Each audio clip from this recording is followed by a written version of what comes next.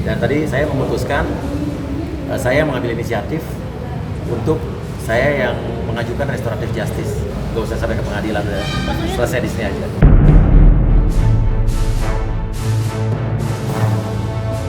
Saya sih terus terang ya, ini kalau boleh jujur ya, saya waktu masak rumah saya tuh sebelum udah ada isu mau ke rumah saya tuh saya udah ikhlas.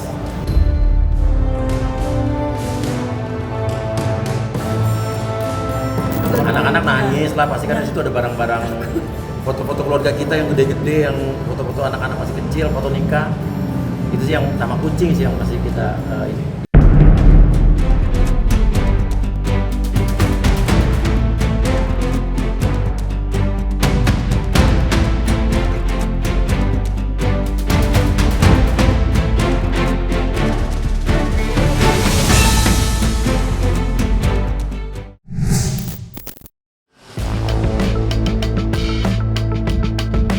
Uya Kuya, artis sekaligus politisi dari Partai Amanat Nasional, akhirnya kembali tampil di hadapan publik setelah rumahnya di kawasan Pondok Bambu, Duren Sawit, Jakarta Timur, menjadi korban penjarahan oleh sekelompok massa tak dikenal pada Sabtu malam, 30 Agustus 2025. Peristiwa tersebut sempat viral di berbagai media sosial dan menimbulkan perhatian luas dari masyarakat. Saat muncul ke publik, Uya didampingi sang istri, Astrid. Ia mengaku sudah mendapat informasi bahwa rumahnya memang menjadi incaran sekelompok orang untuk dijarah. Namun, saat kejadian berlangsung, Uya tidak berada di lokasi sehingga tidak bisa berbuat banyak untuk mencegah aksi tersebut. Meski kediamannya dirusak dan harta bendanya dijarah, Uya memilih untuk bersikap legowo. Ia menegaskan bahwa dirinya ikhlas menerima musibah tersebut dan berharap kejadian serupa tidak lagi menimpa orang lain. Anak-anak nangis lah, pasti kan di situ ada barang-barang foto-foto keluarga kita yang gede-gede, yang foto-foto anak-anak masih kecil, foto nikah. Itu sih yang sama kucing sih yang masih kita ini. Kita tidak sempat keluarin apa-apa, cuma bawa 4 baju sama bawa mobil udah. Jadi kalau dibilang kita ninggalin rumah, emang ninggalin rumah dalam keadaan emang bingung, karena kita nggak nyangka juga orang bakal masuk kayak begitu. Dan itu surat-surat segala macam, akte nikah segala macam, orang mertua saya segala macam, itu ya udah nggak ke bawah. Saya sih terus terang ya, ini kalau boleh jujur ya, saya waktu masak rumah saya tuh sebelum udah ada isu mau ke rumah saya tuh saya udah ikhlas. Terus waktu ibaratnya dilihat video, akhirnya tembus, kan warga sekitar tuh menolong, menjaga. Warga tetangga-tetangga saya orang-orang baik, dia menjaga dan menghalangi orang-orang yang masuk. Tapi tiba-tiba ada rombongan dari dari luar, lebih langsung rangsek, seperti ada provokatornya yang langsung ngasih komando. Ya akhirnya udah nggak terbendung, saya habis itu udah matiin telepon, saya udah pasrah aja. Saya udah nggak tahu ceritanya. Kalau saya, yang terjadi dengan saya ikhlas lahir batin. Sejak malam kejadian, pihak kepolisian telah menetapkan 10 orang sebagai tersangka kasus penjarahan rumah Uya Kuya. Dari jumlah tersebut, ada satu sosok pelaku yang cukup menyentuh hati Uya, yakni seorang ibu-ibu yang kedapatan membawa unit AC indoor miliknya. Mengetahui hal itu, Uya Kuya kemudian mendatangi Polres Metro Jakarta Timur. Sebagai korban, ia memutuskan agar kasus yang melibatkan sang ibu tersebut diselesaikan melalui mekanisme restoratif justice.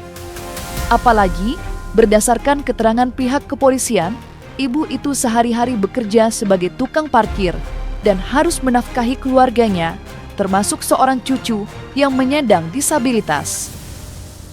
Uya pun menyatakan bahwa dirinya ikhlas atas musibah yang menimpa rumahnya. Terutama kepada sang ibu, ia menegaskan tidak menyimpan dendam. Pasalnya, dari hasil pemeriksaan, diketahui bahwa terduga pelaku tidak sepenuhnya sadar barang yang dibawanya adalah milik Uya, karena melihatnya tergeletak di depan pintu rumah saat situasi sedang kacau.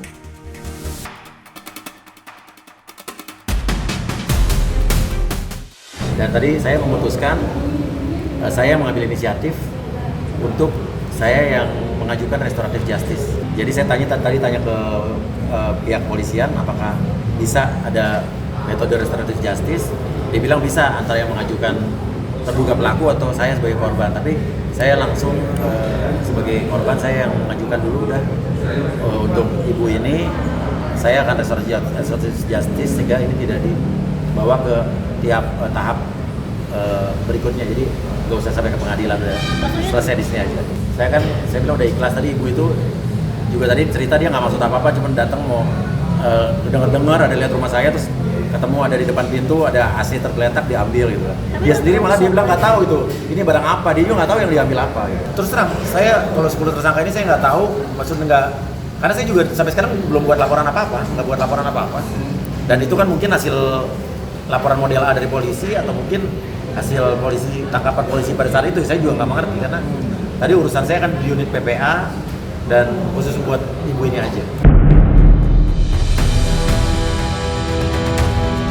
Atas peristiwa yang menimpanya, Uya Kuya tak bisa menutupi rasa trauma yang mendalam.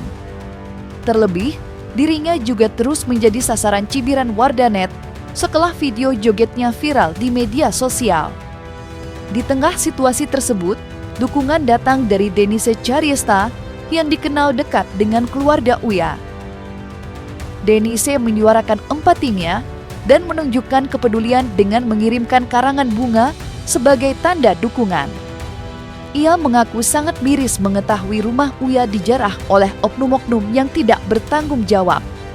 Bahkan, belum lama ini, Denise turut membagikan isi percakapannya dengan Uya Kuya. Dalam pesan tersebut, terlihat jelas bagaimana Uya begitu terpukul dan merasa apapun yang ia lakukan selalu dianggap salah di mata sebagian masyarakat. Aku cukup prihatin dengan apa yang terjadi pada Uya Kuya ya. Sebenarnya bukan hanya Uya Kuya sih. Aku juga prihatin dengan Nafa Urbah dan juga Eko Patrio sih. Aku juga sudah menyalurkan aspirasiku pada saat podcast kemarin. Kalau dibilang mereka salah, mungkin mereka salah karena mereka joget di saat masyarakat lagi susah. Tapi kan mereka bukan koruptor ya, tidak mencuri uang masyarakat, tidak terbukti mengambil uang masyarakat. Menurutku ya nggak pantas untuk sampai dijarah. Kalau mungkin mereka kesel, nggak dipilih lagi ya itu hak masyarakat. Tapi kan kalau dijarah itu kan sungguh aku benar-benar nggak sependapat lah tentang menjarah seperti itu punya. Kalau misalnya ada koruptor nanti ke depan terbukti bersalah kalian jarah, aku setuju. Ya kalau misalnya memang hukum nggak bisa menegakkan itu, hukum nggak bisa rampas aset mereka, kalian mau jarah silakan. Di tengah kerugian material maupun imaterial akibat penjarahan rumahnya, ada satu hal yang paling menjadi perhatian Uya Kuya, yakni keberadaan kucing-kucing peliharaannya yang sempat hilang. Hewan kesayangan itu selama ini dianggap sebagai bagian dari keluarga kecilnya bersama Astrid. Kabar baiknya, pencarian tersebut mulai membuahkan hasil. Uya Kuya membagikan perkembangan terbaru di mana 3 ekor kucing kesayangannya berhasil ditemukan dan kini sudah kembali ke pelukannya.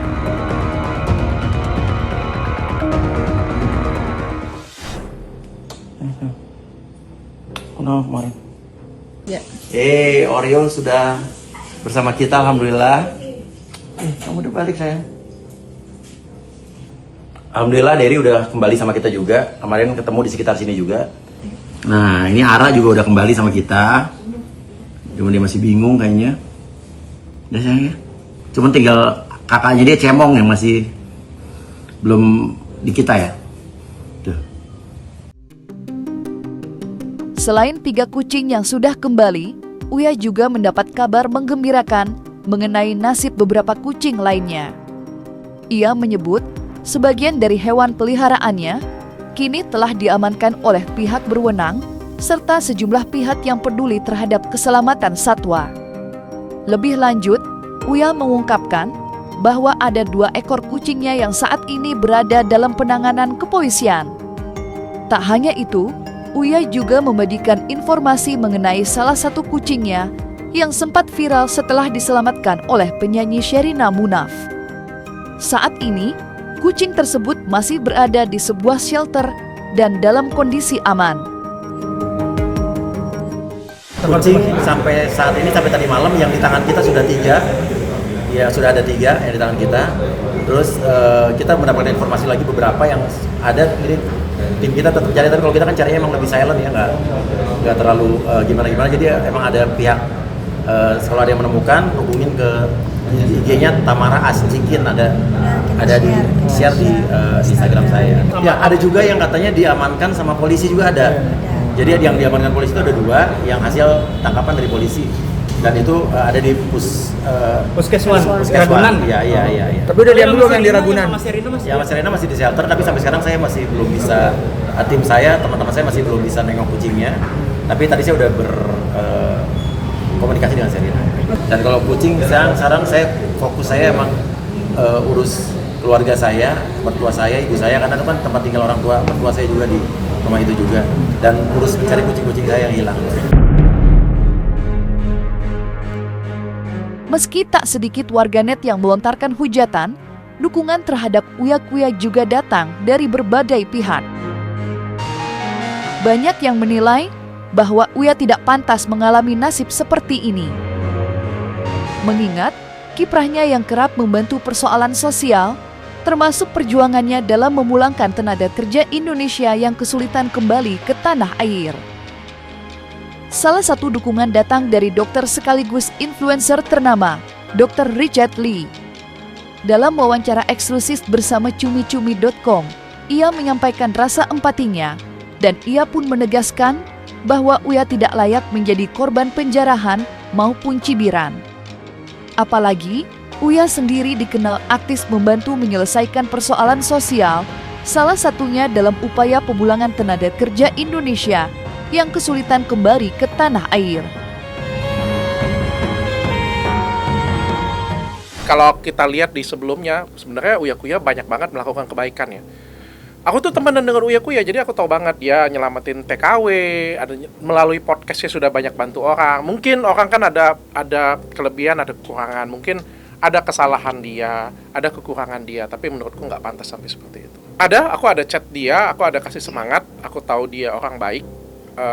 Dia banyak bantu orang juga, karena dari sebelum-sebelumnya setiap kali ada kasus, ada masalah, aku tuh sering chat-chatan dengan dia. Kalau misalnya dia nggak bisa angkat kasus tersebut, dia pasti bilang dengan aku, bro, ini ada kasus nih, bantu dong angkat. Aku juga sama, kalau misalnya ada kasus podcast, aku bilang ini bagus, dan aku juga nggak bisa angkat, atau dari aku minta kasih ke dia juga sering banget ya. Kita sering komunikasi. Sebenarnya ini bukan masalah jogetnya. Kalian bayangin nggak, kalau misalnya anggota DPR joget, terus masyarakatnya itu sejahtera, nggak ada di PHK, nggak ada, semuanya sejahtera lah. Mau pajak naik, mau mereka joget, mau mereka kopol, aku rasa nggak ada masalah di sana. Ini kan yang jadi masalah ini, masyarakatnya lagi susah. Dan ngelihat kayak anggota DPR kita joget-joget, pajak naik, semua lagi disusahin, gaji naik, kesel, ada kemarahan di sana. Itu kan yang bikin memantik sebenarnya. Ide utamanya kan sebenarnya masyarakat lagi susah. Perekonomian lagi susah, daya beli lagi jelek banget. Itu masalahnya. Cuma lagi sial, karena masyarakat lagi marah banget, mencari korban untuk melampiaskan kemarahan mereka.